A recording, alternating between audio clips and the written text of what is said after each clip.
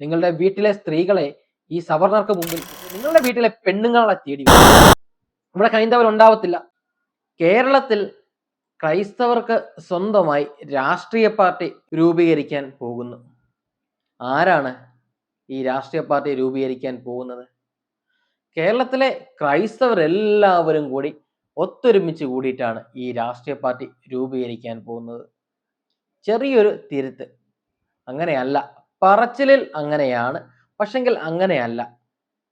കത്തോലിക്ക സഭയിലെ ചില വർഗീയവാദികളായിട്ടുള്ള മെത്രാന്മാരും ചില ക്രിസംഖികളായിട്ടുള്ള ആളുകളും, അതായത് കാസ എന്ന് പറയുന്ന ഒരു വർഗീയവാദി സംഘടനയിലെ അല്ലെങ്കിൽ ആ സംഘടനയിൽ ഉൾപ്പെടുന്ന മെത്രാന്മാരും മറ്റ് ആളുകളും കൂടെ ചേർന്നുകൊണ്ട് ഒരു വർഗീയ പാർട്ടി രൂപീകരിക്കാൻ പോകുന്നു. നമുക്ക് കേരളത്തിലെ ഏറ്റവും പ്രധാനമായിട്ടുള്ള രാഷ്ട്രീയ പാർട്ടികളെ കുറിച്ച് ഒന്ന് നോക്കാം. കോൺഗ്രസ്, CPIM, BJP, മുസ്ലിം ലീഗ്, കേരള കോൺഗ്രസ്. കേരള കോൺഗ്രസ് രണ്ടെണ്ണം ഉണ്ട്, രണ്ടോ മൂന്നോ ഉണ്ട്. BJPയിലും ഒരെണ്ണം, NDAയിലും ഒരെണ്ണം ഉണ്ട്, UDFിലും ഉണ്ട്, LDFിലും ഉണ്ട്. അപ്പോൾ ഈ രാഷ്ട്രീയ പാർട്ടികൾക്ക് ഒറ്റയ്ക്ക് കേരളത്തിൽ ഭരണം നേടാൻ സാധിക്കുമോ? കോൺഗ്രസിന് ഒറ്റയ്ക്ക് കേരളത്തിൽ ഭരണം നേടാൻ സാധിക്കത്തില്ല. CPMന് ഒറ്റയ്ക്ക് പറ്റത്തില്ല. CPIക്ക് ഒറ്റയ്ക്ക് പറ്റുമോ? ഇല്ല. BJPക്ക് പറ്റുമോ? ഇല്ല. കേരള കോൺഗ്രസിന് പറ്റുമോ? പറ്റത്തില്ല. മുസ്ലിം ലീഗിനും സാധിക്കത്തില്ല. ഇങ്ങനെയുള്ള ഒരു സാഹചര്യത്തിൽ എന്തിനാണ് കേരളത്തിൽ ഒരു ക്രൈസ്തവ രാഷ്ട്രീയ പാർട്ടി രൂപീകരിക്കണമെന്ന് കാസയുടെ നേതാക്കളായിട്ടുള്ള മെത്രാന്മാർ ആരോപിക്കുന്നത്? കേരളത്തിൽ ഒരു രാഷ്ട്രീയ പാർട്ടി, കേരളത്തിൽ അല്ലെങ്കിൽ മറ്റേതെങ്കിലും ഒരു സംസ്ഥാനത്ത് ഒരു രാഷ്ട്രീയ പാർട്ടി രൂപീകരിക്കുന്നത് ആ സംസ്ഥാനത്തെ ഭരണം നേടുന്നതിനും ആ സംസ്ഥാനത്തെ ഒരു പ്രധാന രാഷ്ട്രീയ കക്ഷിയായി മുന്നിൽ നിൽക്കുന്നതിനും വേണ്ടിയിട്ടാണ്. അങ്ങനെയുള്ളപ്പോൾ എന്തുകൊണ്ടാണ് ഇത്രയും പ്രധാനപ്പെട്ട രാഷ്ട്രീയ പാർട്ടികളായിട്ടുള്ള കോൺഗ്രസിനും CPMനും BJPക്കും ഒറ്റയ്ക്ക് ഭരണം നേടാൻ സാധിക്കാത്തത്? ഈ മൂന്ന് രാഷ്ട്രീയ പാർട്ടികളെക്കാട്ടിലും വലിയൊരു രാഷ്ട്രീയ പാർട്ടി ഇവിടെ ഉണ്ടോ? കേരളത്തിൽ ആകമാനമുള്ള, കേരളത്തിൽ എല്ലാ ജില്ലകളിലും എല്ലാ പഞ്ചായത്തുകളിലും വരെ ഈ മൂന്ന് പാർട്ടികളുണ്ട്. പക്ഷെങ്കിൽ ഇവരൊക്കെ ഒറ്റയ്ക്ക് നിന്നാൽ ഭരണം നേടാൻ സാധിക്കത്തില്ല. അതുകൊണ്ട് ഇവര് ഇലക്ഷനുകളിൽ, തിരഞ്ഞെടുപ്പുകളിൽ മത്സരിക്കുന്നത് ഒരു മുന്നണിയായിട്ടാണ്. UDF മുന്നണിയായിട്ട് കോൺഗ്രസ് മത്സരിക്കുന്നു, LDF മുന്നണിയായിട്ട് CPIM മത്സരിക്കുന്നു, NDA മുന്നണിയായിട്ട് BJP മത്സരിക്കുന്നു. ഈ മുസ്ലിം ലീഗും കേരള കോൺഗ്രസും ഒക്കെ ഇതുപോലെ ഓരോ മുന്നണിയുടെ ഭാഗങ്ങളാണ്. ഇവരെല്ലാവരും കൂടെ ഒന്നിച്ചു നിന്നാൽ മാത്രമേ ഇവർക്ക് കേരളത്തിൽ ഭരണം നേടാൻ സാധിക്കത്തുള്ളൂ എന്ന ഒരു നഗ്നമായ സത്യം നിലനിൽക്കെ കേരളത്തിലെ കുറച്ച് മെത്രാന്മാരും അവരുടെ ശിങ്കിടികളും കൂടെ കൂടിച്ചേർന്നുകൊണ്ട് എന്തിനാണ് കേരളത്തിൽ ഒരു രാഷ്ട്രീയ പാർട്ടി രൂപീകരിക്കാൻ തുടങ്ങുന്നത്? അത്തരത്തിലൊരു രാഷ്ട്രീയ പാർട്ടി രൂപീകരിച്ചു കഴിഞ്ഞാൽ ഇവർക്ക് കേരളത്തിൽ ഭരണം നേടാൻ സാധിക്കുമോ? ഇവർക്ക് കേരളത്തിൽ പ്രതിപക്ഷമാകാൻ സാധിക്കുമോ? ഇവർക്ക് ഒരു MLA എങ്കിലും ഉണ്ടാവുമോ? ഒരു പഞ്ചായത്ത് മെമ്പർ എങ്കിലും ഇവർക്ക് ഉണ്ടാകുമോ? ഒറ്റയ്ക്ക് ഒന്നും സാധിക്കത്തില്ല. പക്ഷെങ്കിൽ ഒറ്റയ്ക്ക് ഇവരെ കൊണ്ട് സാധിക്കുന്ന ചില കാര്യങ്ങളുണ്ട്. ഏതെങ്കിലും പഞ്ചായത്തിൽ തോൽപ്പിക്കാൻ ഇവരെ കൊണ്ട് സാധിക്കും. ഏതെങ്കിലും നിയോജക മണ്ഡലങ്ങളിൽ, നിയമസഭാ മണ്ഡലങ്ങളിൽ തോൽപ്പിക്കാൻ സാധിക്കും. ഏതെങ്കിലും പാർലമെന്റിലും തോൽപ്പിക്കാൻ സാധിച്ചെന്നിരിക്കും. ആരെ തോൽപ്പിക്കാൻ? CPMനെ തോൽപ്പിക്കാനാവില്ല, BJPയെ തോൽപ്പിക്കാനും ആവില്ല. അത് കോൺഗ്രസിന് തന്നെയാണ് ഏറ്റവും ദോഷമായി വരുന്നത്. കോൺഗ്രസിനെ തോൽപ്പിക്കാൻ വേണ്ടിയിട്ടാണ് ഈ മെത്രാന്മാരും അവരുടെ ശിങ്കിടികളായിട്ടുള്ളവരും ശ്രമിക്കുന്നത്. കോൺഗ്രസ് തോറ്റാൽ പിന്നെ ആർക്കാണ് ഗുണം? ഗുണം ലഭിക്കാൻ പോകുന്നത് ഒരിക്കലും ഇടതു മുന്നണിക്കായിരിക്കില്ല, അത് BJPക്കായിരിക്കും. BJPക്ക് ഏതെങ്കിലുമൊക്കെ സീറ്റിൽ, ചിലപ്പോൾ രണ്ടാം സ്ഥാനത്ത് BJP വന്നിരിക്കുന്ന സീറ്റുകളിൽ ജയിക്കാൻ സാധിക്കും. തൃശ്ശൂരിൽ ജയിച്ചില്ലേ, അതുപോലെ ഏതെങ്കിലുമൊക്കെ നിയമസഭാ സീറ്റിൽ BJPക്ക് ജയിക്കാൻ സാധിക്കും. കോൺഗ്രസിനെ തോൽപ്പിച്ചിട്ട് അവിടെ BJP-യെ 1-ാം സ്ഥാനത്തും 2-ാം സ്ഥാനത്തും കൊണ്ടുവരണം. ഇത് ഇവരുടെ ഒരു ഹിഡൻ അജണ്ടയാണ്. ആർക്ക് വേണ്ടിയിട്ട്? RSSന് വേണ്ടിയിട്ട്, BJP-ക്ക് വേണ്ടിയിട്ട്, സംഘപരിവാറിന് വേണ്ടിയിട്ട്, VHPക്ക് വേണ്ടിയിട്ട്. എന്തിനാണ് ഇനി ഇവർ ഇത് ചെയ്യുന്നത്? കഴിഞ്ഞ ദിവസം RSSന്റെ പത്രം കത്തോലിക്ക സഭയുടെ ആകെ വരുമാനം, ആകെ ആസ്തി എത്രയുണ്ട് എന്ന് നോക്കി അത് വെളിപ്പെടുത്തുകയും ചെയ്തു.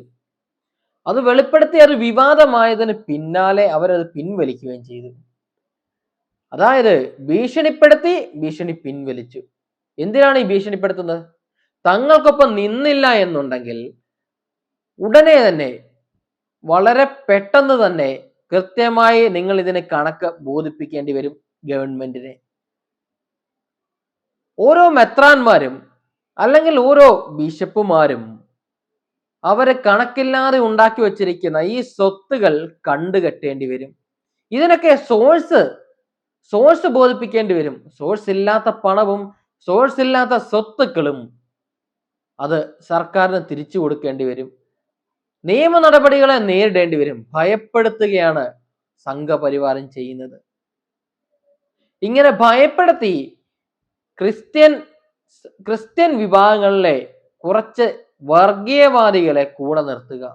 ഇതുകൊണ്ട് ക്രിസ്ത്യാനികൾക്ക് യാതൊരു ഗുണവും ഉണ്ടാകാൻ പോകുന്നതല്ല. ഈ ക്രിസ്ത്യൻ രാഷ്ട്രീയ പാർട്ടി രൂപീകരിച്ചുകൊണ്ട് ഒരു ക്രൈസ്തവനും 5 പൈസയുടെ ഗുണം പോലും ലഭിക്കാൻ പോകുന്നില്ല. ഇതിനു മുൻപും ഒരുപാട് ആളുകൾ ക്രൈസ്തവ രാഷ്ട്രീയ പാർട്ടികൾ രൂപീകരിക്കാനൊക്കെ ഒരുപാട് ശ്രമങ്ങൾ നടത്തി നോക്കി. ആ ശ്രമങ്ങളെല്ലാം പാളിപ്പോയതല്ലാതെ കേരളത്തിന്റെ മണ്ണിൽ വിജയിച്ചു വന്നിട്ടില്ല. കേരളത്തിൽ അത്ര ഒരു രാഷ്ട്രീയ പാർട്ടിക്ക്, ഒരു ക്രൈസ്തവ രാഷ്ട്രീയ പാർട്ടിക്ക്, ഒരു വർഗീയതയുടെ ഭാവമുള്ള രാഷ്ട്രീയ പാർട്ടിക്ക് ഒരു സാധ്യത ഒരിക്കലും ഇല്ല. ഈ BJP-ക്ക് വേണ്ടിയിട്ടും ഈ RSSന് വേണ്ടിയിട്ടും ഈ മെത്രാന്മാരും കാസകളും കാട്ടിക്കൂട്ടുന്ന ഈ വിക്രിയകൾ പച്ചയ്ക്ക് പറഞ്ഞാൽ ക്രൈസ്തവരെ BJP-ക്കും RSSനും വിശ്വ ഹിന്ദു പരിഷത്തിനും മുന്നിൽ കൂട്ടിക്കൊടുക്കുകയാണ് ചെയ്യുന്നത്. ക്രിസ്ത്യൻസിനെ അല്ലെങ്കിൽ ക്രൈസ്തവരെ ഈ വർഗീയതയ്ക്ക് മുൻപിൽ കൂട്ടിക്കൊടുത്തതുകൊണ്ട് ഇവർക്ക് പല നേട്ടങ്ങളും ഉണ്ടാവും. നിങ്ങൾ മനസ്സിലാക്കേണ്ട ഒരു കാര്യം, ഇന്ന് കേരളത്തിൽ ക്രൈസ്തവർക്കൊപ്പം നിൽക്കുന്നുണ്ട് എന്ന് BJP പറയുമ്പോൾ, RSSും VHPയും പറയുമ്പോൾ, മറ്റുള്ള സംസ്ഥാനങ്ങളിലെ ക്രൈസ്തവരുടെ അവസ്ഥ എന്താണ്? മണിപ്പൂരിൽ സംഭവിച്ചുകൊണ്ടിരിക്കുന്നത്? മധ്യപ്രദേശിൽ എന്താണ് സംഭവിച്ചുകൊണ്ടിരിക്കുന്നത്? ഛത്തീസ്ഗഡിൽ എന്താണ് സംഭവിച്ചുകൊണ്ടിരിക്കുന്നത്? അവിടെയെല്ലാം ക്രൈസ്തവ ദേവാലയങ്ങൾ തകർക്കപ്പെടുകയും ക്രൈസ്തവ പുരോഹിതരെ ആക്രമിക്കുകയും പരസ്യമായി അവരെ മർദ്ദിക്കുകയുമാണ് ചെയ്യുന്നത്. ഈ ഒരു സംഭവത്തിൽ മഹാനായ PC ജോർജ് പറഞ്ഞത്, അമ്പലത്തിന് മുന്നിൽ പോയി നിന്ന് കോപ്രായം കാണിച്ചു കഴിഞ്ഞാൽ ചിലപ്പോൾ 2 അടി കൊള്ളേണ്ടി വരുമെന്ന്. ഈ PC ജോർജാണ് ഇവിടെ മുസ്ലിങ്ങൾക്കെതിരെ സംസാരിച്ചുകൊണ്ട്, ക്രൈസ്തവരെ അങ്ങ് മുകളിൽ കയറ്റി വെച്ചുകൊണ്ട് ക്രൈസ്തവർക്ക് വേണ്ടി സംസാരിക്കുന്നു, ക്രൈസ്തവരുടെ സംരക്ഷണം ഏറ്റെടുത്തുകൊണ്ട് PC ജോർജ് ഈരാറ്റുപേട്ടയിൽ വർഗീയ പ്രസംഗങ്ങൾ നടത്തിക്കൊണ്ടിരിക്കുന്നത്. BJP-യുടെ ഉച്ചിഷ്ടം ഭക്ഷിച്ചിട്ട് അത് വീണ്ടും ഛർദ്ദിച്ചിട്ട് കൊടുക്കുകയാണ്. അത് കഴിക്കാൻ കുറെ കാസകളും നിൽക്കുന്നു, കുറെ മെത്രാന്മാർ നിൽക്കുന്നു. കേരളത്തിൽ ഈ സംഘപരിവാർ അജണ്ടകൾ നിറവേറ്റുന്നതിന് മുന്നിൽ നിൽക്കുന്നയാളാണ് PC ജോർജ് എന്ന PC ജോർജ്. വിഷമാണ്, കൊടും വിഷമാണ് അയാളിൽ നിന്ന് വരുന്നത്. അയാളുടെ മകനും ഇപ്പോൾ അതേ പാതയിൽ തന്നെയാണ്. വിഷം വമിക്കുന്ന ഒരു സമൂഹം ഉണ്ടാക്കിക്കൊണ്ടിരിക്കുകയാണ്. വിഷം പുറന്തള്ളുന്ന 2 മെഷീനുകളായി മാറിക്കൊണ്ടിരിക്കുകയാണ്.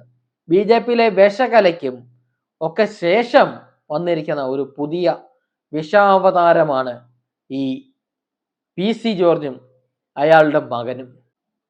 കഴിഞ്ഞ ദിവസം ക്രൈസ്തവ പുരോഹിതരെ മർദ്ദിച്ചു. അതിനെതിരെ ശബ്ദമുയർത്താൻ കേരളത്തിൽ ആരെയും കണ്ടില്ലല്ലോ. ഒരു ക്രൈസ്തവ സ്നേഹികളെയും കണ്ടില്ലല്ലോ. എന്തേ നിങ്ങളുടെ നാവ് പൊങ്ങിയില്ലേ? നാവ് പൊങ്ങാതെ വിധം അടച്ചു വെച്ചിരിക്കുകയായിരുന്നോ BJP?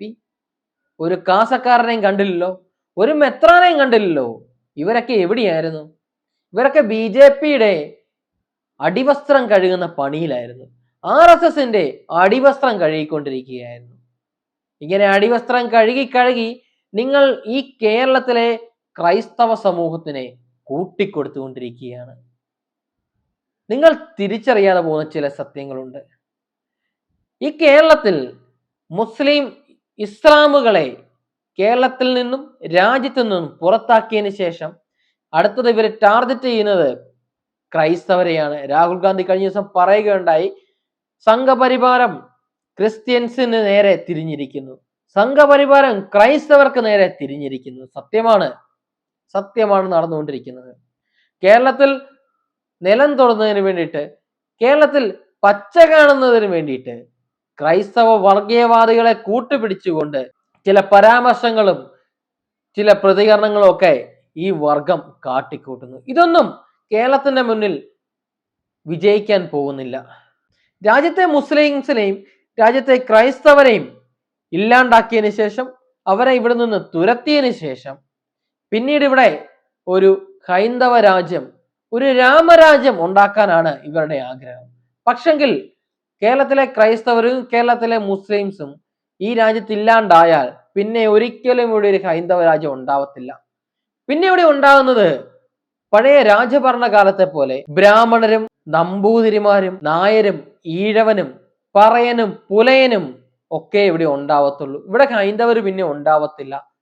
ഓരോ ജാതി അനുസരിച്ച് ഓരോ തട്ടാക്കിയിട്ട് ഇവര് അതിനെ രാജഭരണം പോലെ, പറയനും പുലയനും ഒക്കെ ഇത്രയടി അകലെ മാറി നിൽക്കണം, ഈഴവനും നായരും ഒക്കെ ഞങ്ങളുടെ മതിൽക്കെട്ടുകൾക്ക് പുറത്തു നിൽക്കണം, അമ്പലത്തിലൊന്നും കയറാൻ നിങ്ങൾക്ക് അനുവാദം ഉണ്ടാവത്തില്ല, അമ്പലത്തിൽ കയറി പ്രാർത്ഥിക്കാൻ നിങ്ങൾക്ക് അനുവാദം ഉണ്ടാകത്തില്ല, നിങ്ങളൊക്കെ വെറും അടിമകളായി മാറും, നിങ്ങളൊക്കെ സവർണാധിപത്യത്തിന്റെ അടിമകളായി മാറും, സവർണാധിപത്യത്തിലെ വെറും പൊടികളായി നിങ്ങൾ മാറും.